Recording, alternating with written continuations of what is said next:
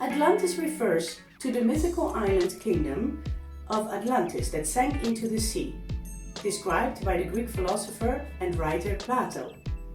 The artist duo Utskottet fears the repetition of this doom scenario. After all, sea level continues to rise and extreme weather conditions are increasing as a result of our reckless handling of the earth. And if we don't watch out, Amsterdam may soon also be flooded. Utskottet choose buildings from different cities.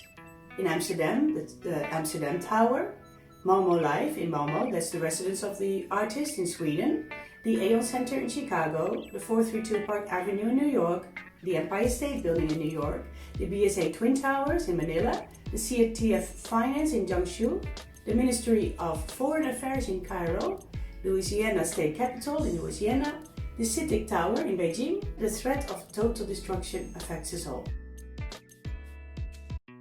Ingrid and Burgren together form design studio Utskottet. They design and build interactive artworks for the public space that revolve around light, sound and movement. For example, they design swings that make music on the movements of swings. Both artists have an extensive technical knowledge and build the artworks themselves in their studios.